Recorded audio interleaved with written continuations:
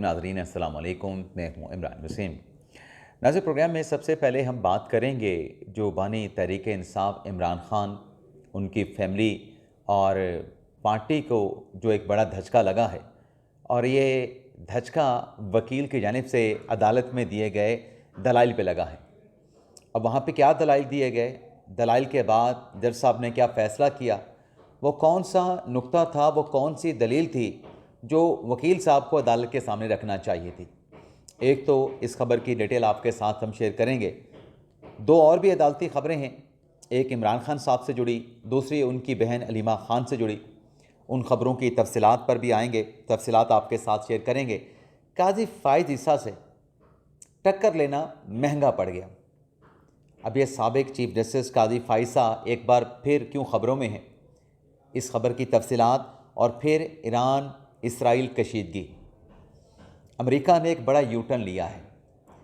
जहां U turn लिया गया है वहीं एक नया दावा भी किया गया है, और फिर एक नेटवर्क पकड़ा गया है। लेकिन ये नेटवर्क ईरान ने नहीं, दो मुस्लिम ममालिक ने पकड़ा है, और जासूसी का ये नेटवर्क इसराइल के एजेंसी मोसाद के साथ कनेक्टेड है। इस खबर की तफसीलात पर भी आएंगे। तो पहली खबर से नाज़रीन गुफ्तगू का आगाज़ करते हैं। नाज़रीन, इमरान खान साहब की जो आँख की अदालत का जो मामला है, जो आर्ज़ा उनको लाहक है, पहले तो पूरा एक महीना पाकिस्तान तहरीक इंसाफ के ये लोग हैं सुप्रीम कोर्ट के सामने प्रोटेस्ट करते रहे, एहतजाज करते रहे और मुतालबा करते रहे कि चीफ जस्टिस याहिया अफरीदी इमरान खान साहब को हॉस्पिटल में मुंतकिल करा दें।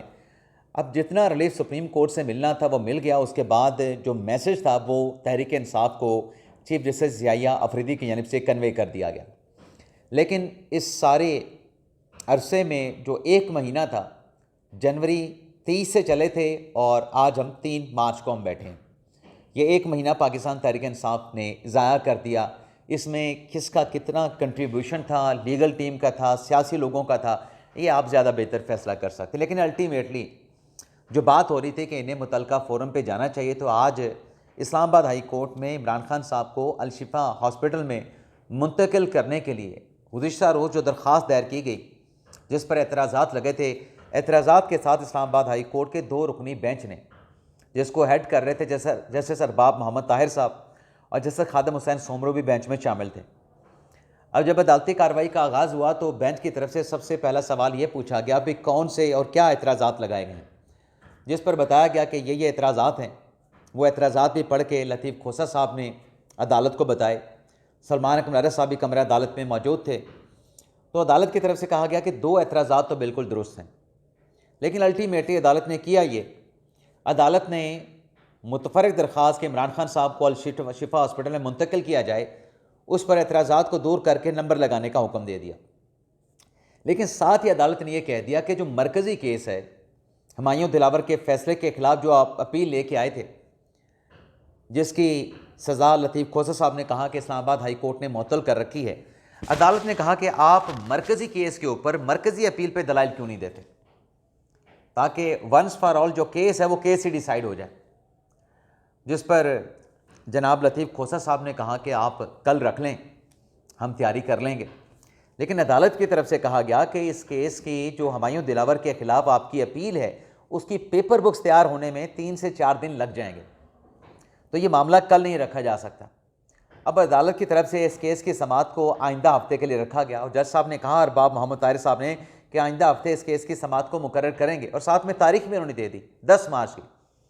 और जो अल-शिफा हॉस्पिटल में इमरान खान साहब को मुंतकिल करने की दरख्वास्त थी, उस पर भी अदालत ने बता दिया लतीफ़ खोसा साहब को कि उस पर भी हम सरकार को, स्टेट को नोटिस कर रहे हैं।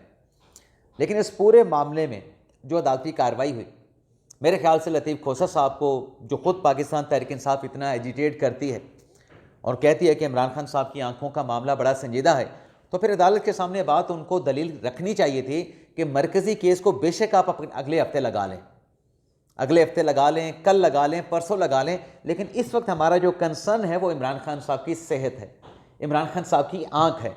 तो आप मरकज़ी मुकदमा लगाएं ना लगाएं, आज लगाएं, कल लगाएं, अगले हफ्ते लगाएं, लेकिन इमरान खान साहब को अल-शिफा हॉस्पिटल में मुंतकिल करने वाला जो मामला है, उनके मेडिकल एग्जामिनेशन का जो मामला है, इमरान खान साहब के ज़ाती मुआलजीन की जो खान साहब तक रसाई का मामला है, फैमिली को मुनासिब जो एक्सेस देने का मामला है, इसे आप आज सेकंड फेज़ में रख लें, सेकंड सेशन में रख लें, या फिर कल सुबह रख लें। ये बात नहीं की गई। ये दलील इस तरीके से नहीं की गई। इस नुक्ते, इस दलील पे अदालत में नहीं लड़ा गया। अपना केस अदालत को कन्विंस करने के लिए मतलब उस अंदाज से पेश ही नहीं किया गया, और 10 तारीख मार्च की लेके जो है वो अदालती कार्रवाई जो है वो मुलतवी हो गई। एक और मुकदमा भी इमरान खान साहब का लगा आज इस्लामाबाद की ATC अदालत में, GHQ रावलपिंडी हमला केस, जिसमें अदालत लगी, जज साहब आए, फ्री कैन आए, गवाहान आए, मुल्ज़मान पेश हुए, लेकिन जो वीडियो लिंक था जिस पर बानी तहरीक इंसाफ इमरान खान को पेश करना था, वो वीडियो लिंक की सहूलत गैर फ़ाल थी। तो अदालत की तरफ से, अमजद अली शाह साहब की तरफ से आइंदा हफ्ते जो वीडियो लिंक की सहूलत है उसको हर हाल में फ़ाल करने का हुक्म दिया गया। इमरान खान की जेल रोबकार पे हाज़िरी लगाई गई, बाकी मुल्ज़मान की फ्री कैन के तरीक़ाकार के मुताबिक जो है वो अटेंडेंस लगाई गई, और जो मुकदमे की समाअत है उसे 24 मार्च तक एक लंबी तारीख डाल दी गई। आज 3 मार्च है, 24 मार्च की तारीख डाल दी गई। लेकिन दूसरी तरफ अलीमा खान साहबा का मुकदमा अदालत लगी, लेकिन मुख्तसर डेट डाली गई। अब अलीमा खान साहबा के ख़िलाफ़ ये बात चल रही है कि जो 26 नवंबर का उनके ख़िलाफ़ केस है, जिसमें 17 गवाहान के बयानात कलमबंद हो चुके हैं, जिरा मुकम्मल हो चुकी है, आखिरी गवाह पर इमरान खान साहब ने अलीमा खान साहबा की लीगल टीम ने जिरा करनी है। उसके बाद हतमी दलाइल के बाद सेक्शन 342 का बयान आएगा अलीमा खान का, बाकी मुल्ज़मान का, और उसके बाद अदालत अपना फ़ैसला सादर फरमा देगी। तो इस केस की समाअत हुई। अलीमा खान साहबा के वकील फैसल मलिक ने इस्तिस्ना की दरख्वास्त थी, जिससे अदालत ने एक्सेप्ट करके मुकदमे की समाअत को 4 मार्च तक यानी कल तक मुलतवी कर दिया गया।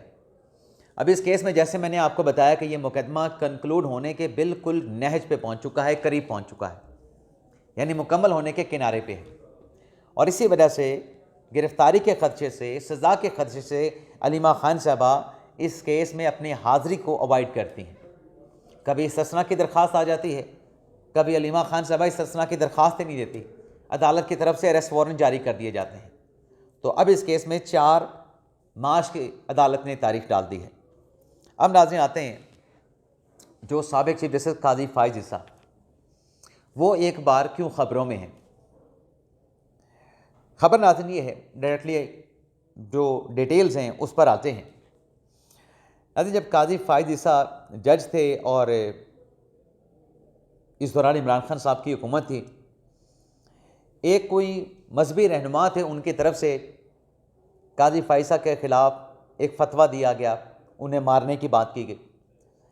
लेकिन वो मामला तो इस्लामाबाद हाई कोर्ट में पेंडिंग था। लेकिन इसी दौरान जब चीफ जस्टिस बने काजी फ़ाइज़ ईसा, तो एक मजहबी जमात के 2 रहनुमाओं ने, जिसमें मौलाना ताहिर सैफ़ी थे और नदीम रियाज थे, इनकी तरफ से जस्टिस काजी फ़ाइज़ ईसा को, चीफ जस्टिस ऑफ पाकिस्तान को कत्ल करने का फ़तवा दिया गया।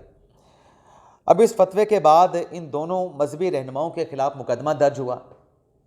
मुकदमा दर्ज होने के बाद बाकायदा तौर पर ट्रायल हुआ। अब ट्रायल में काजी फ़ाइज़ ईसा साहब से जो टक्कर ली गई इन मजहबी रहनुमाओं की तरफ से, उस पर अदालत ने ट्रायल करने के बाद सारे शवाहिद, डॉक्यूमेंट्स, गवाहान के बयानात कलमबंद करने के बाद, क्रॉस एग्जामिनेशन करने के बाद, जो मौलाना ताहिर सैफ़ी हैं उन्हें 32 साल की सज़ा सुनाई है। और ये सिर्फ 32 साल की सज़ा नहीं है, 32 साल की सज़ा के साथ जुर्माना अलग से किया गया है। और जो दूसरे मुल्ज़म हैं रियाज, उसको 36 साल की सज़ा सुनाई गई, जुर्माना अलग से किया गया। और ये 2 मुकदमा की ATC अदालत में समाअत हुई। एक मुकदमा शेखुपुरा में दर्ज किया गया था, दूसरा मुकदमा छांगा मांगा के पुलिस स्टेशन में दर्ज किया गया था। और इस केस का जो फैसला है वो जज शाहिद सिकंदर साहब ने सुनाया है। जज शाहिद सिकंदर साहब ने यह फैसला सुनाया है। ये तो नाज़रीन अदालती ख़बरें हो गई, पाकिस्तान तहरीक इंसाफ से जुड़ी ख़बरों की डिटेल्स आपकी खिदमत में पेश की। अब नाज़रीन बात कर लेते हैं ईरान इसराइल कशीदगी जंग की। एक तो नाज़रीन उसमें आज नई डेवलपमेंट या इंकशाफ ये सामने आया है कि जो हमला करके ईरान के सुप्रीम लीडर आयतुल्ला खामनेई को जो शहीद किया गया, उनको टारगेट या उनको निशाने पे लेने के लिए जो ईरान का ट्रैफिक सिस्टम था, जो इशारे थे, उनको हैक किया गया। और कई सालों से जो बरतानवी अखबार, बरतानवी जरीदे की रिपोर्ट है, कई सालों से तेहरान के जो ट्रैफिक सिग्नल थे उनकी जो वीडियो है वो तल हबीब में भी रिकॉर्ड की जाती रही। वहाँ पर भी रिकॉर्ड होती रही। और जो मुहाफ़िज़ थे, सुप्रीम लीडर के जो ड्राइवर थे, उनकी निगरानी भी एक कैमरा ऐसा मिल गया कि कौन कहाँ पे जा रहा है, कहाँ पे गाड़ी पार्क हो रही है, वो उन ड्राइवर्स और मुहाफ़िज़ों की निगरानी भी की जाती रही। लेकिन इस जंग में नाज़रीन, जो अमेरिका की तरफ से हमला करने के बाद ऐलान किया गया कि इस हुकूमत का हमने रजीम का ख़ात्मा करना है और ईरान के अवाम के लिए हमने नई हुकूमत लानी है, ईरानी अवाम हुकूमत पे कब्ज़ा कर ले, अपनी हुकूमत लेके आए, यानी पूरी रजीम चेंज की बात की गई, अमेरिका की तरफ से स्टेटमेंट दिया गया। अब अमेरिकन मीडिया ये कह रहा है कि ये हमला तो कर दिया गया और क़यादत की जो तब्दीली है वो एक ख्वाहिश के तौर पे तो मौजूद है, लेकिन ईरान में रजीम चेंज कैसे होगा, ऐसा बाकायदा तौर पे कोई मंसूबा ट्रंप इंतज़ामिया के पास है ही नहीं। ट्रंप इंतज़ामिया के पास ऐसा कोई मंसूबा नहीं कि उन्होंने रजीम चेंज ईरान में कैसे करवानी है। उल्टा जो हमला हुआ ईरान पे, उस हमले के बाद ईरान जो है, जो कौम है, वो यूनाइट हो चुकी है। अब अमेरिकन जो वज़ीर ख़ारजा हैं, उनकी तरफ से स्टेटमेंट दिया गया कि ये कहीं पे ख्वाहिश नहीं है कि ईरान में रजीम चेंज करवाया जाए, बल्कि मार्को रूबियो ने यह कहा है कि अब फोकस जो है अमेरिका का, एक तो जो ईरान का मिज़ाइल सिस्टम है उस पर है, दूसरा जो बहरिया है ईरान की, उसको तबाह करना और मिज़ाइल सिस्टम को तबाह करना अमेरिका का फोकस है। यानी रजीम चेंज वाली बात से अमेरिका पीछे हट गया है। अब फोकस बताया जा रहा है अमेरिका की तरफ से कि हम ईरान के मिज़ाइल सिस्टम को, जिससे खित्ते को ख़तरा है, अमेरिका को ख़तरा है, और जो बहरिया है ईरान की, उसको हमने तबाह करना है। लेकिन नाज़रीन, जो कायम मकाम वज़ीर दिफ़ा बने ईरान के, वज़ीर दिफ़ा की शहादत के बाद और उसके बाद ईरान की तरफ से जो ईरान में नेतन्याहू का जो ऑफिस है उसको टारगेट किया गया। ऑफिस को टारगेट करने का मकसद क्या था कि नेतन्याहू को टारगेट किया जाए। तो इसराइल ने इस बात का एतराफ़ किया है कि एग्जैक्टली ईरान ने जो अटैक किया, जो हमला किया, वो मिज़ाइल नेतन्याहू के ऑफिस पे आके लगा, लेकिन कोई जानी नुकसान नहीं हुआ उससे। लेकिन एक नुकसान इसराइल का ज़रूर हुआ है, और वो नाज़रीन नुकसान ये है कि इसराइली जासूस पकड़े गए हैं। इसराइल जासूसों का नेटवर्क पकड़ा गया है। लेकिन नाज़रीन, ये नेटवर्क ईरान से नहीं पकड़ा गया, ये नेटवर्क दो मुस्लिम ममालिक से पकड़ा गया है। उनमें एक कतर है और दूसरा मुस्लिम मुल्क सऊदी अरेबिया है। और इसको रिपोर्ट किया है एक अमेरिकन सहाफ़ी ने। अमेरिकन सहाफ़ी ने कहा कि ये जो जासूस नेटवर्क, जो करिंदे मुसाद के वहाँ पे एजेंट पकड़े गए हैं कतर और सऊदी अरेबिया में, मकसद ये था कि जैसे ईरान को नुकसान पहुँचाया गया, जासूसी करके, जासूसी का नेटवर्क डेवलप करके ईरान को कमज़ोर किया गया, कतर और सऊदी अरब को कमज़ोर करने के लिए मुसाद का नेटवर्क जो है इन दो ममालिक में भी बनाया गया, जाल बिछाया गया जासूसी का, ताकि सऊदी अरेबिया और कतर को भी जो है वो कमज़ोर और तबाह किया जा सके। और अमेरिकन सहाफ़ी की रिपोर्ट ये है कि इसमें जो मकासद ईरानी अपना इसराइली एजेंसी मुसाद के हैं, उसमें किसी हद तक वो कामयाब भी हुए हैं, जो ईरान में उन्होंने जासूसी का नेटवर्क जो है वो बना रखा था। इसके साथ साथ नाज़रीन, एक और ख़बर भी आपके साथ हम शेयर कर लें, और वो ख़बर नाज़रीन ये है कि जो ईरान के ऊपर हमला किया गया, इस हमले को लेके रूस ने अल्टीमेटम दिया है कि ये हमला पागलपन है। अगर इस कशीदगी को, जो कि ईरान पे हमले के बाद खित्ते में पैदा हुई है, अगर इस कशीदगी को कम ना किया गया तो तीसरी जो आलमी जंग है, तीसरी आलमी जंग छिड़ने का ख़तरा मौजूद है। ये रूस की तरफ से अल्टीमेटम दिया गया है। इसके अलावा नाज़रीन, इसके अलावा तो मेरे ख्याल सारी ख़बरें आपके साथ हम शेयर कर चुके हैं। तो आप देखने वालों से ज़्यादा चाहते हैं अल्लाह ताला हम सब का हामी नासिर हो। अपनी ढेर सारी दुआओं में याद रखिएगा। पाकिस्तान जिंदाबाद, पाकिस्तान हमेशा जिंदाबाद।